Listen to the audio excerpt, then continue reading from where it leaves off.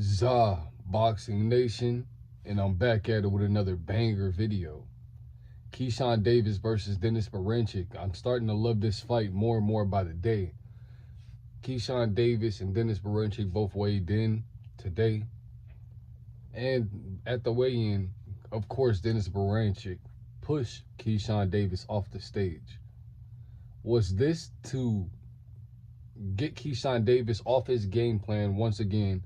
Because we have the bananas to the bananas and the watermelons that got sent up to Keyshawn Davis' room at the last press conference where he announced, and it made him highly upset.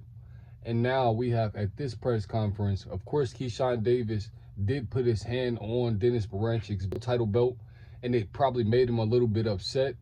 But for Denys Berinchyk to push him off the stage is still a little bit off the wall. This is what's building the fight up. But it could have hurt Keyshawn Davis. You know, it could have hurt his ankle or anything like that with him pushing him off the stage. These fighters are great fighters, but they should leave the fighting ring so you don't ruin the fight. Both of these guys are very hungry, as you can tell. Denys Berinchyk does not want to lose his title, and Keyshawn Davis feels that he has everything to gain tonight. The hottest young and upcoming prospects on Bomac's squad, and he's a real problem for anybody in the 135 division.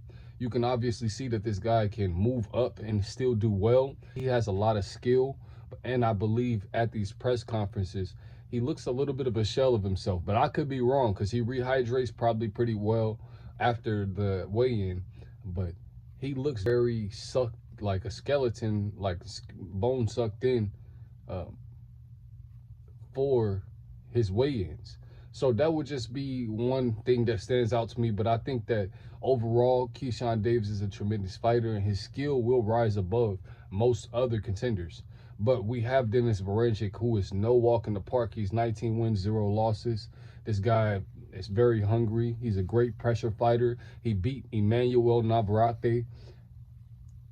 That should tell you a lot, because if Navarrete just stopped Oscar Valdez, and Oscar Valdez and Navarrete is going to be having a rematch. This is going to be a classic fight, man. I believe that Keyshawn Davis is going to do his best to, you know, be slick and fight off the back foot. And we have Denys Berinchyk, who's going to come forward and be relentless in his pressure. If he's successful in his pressure fighting, you know, like I said, I believe that Denys Berinchyk keys to victory would be him punching to the body a lot, taking a lot of angles away from Keyshawn Davis, because Keyshawn Davis is going to come, you know, straight up and down, very vanilla, great jab. But Keyshawn Davis is a tremendous timer, you know, tremendous fighter. He has great timing, great understanding of distance, just like Shakur Stevenson. So he brings a lot to the table to make Denys Berinchyk think. So I think that this has the makings for a tremendous fight.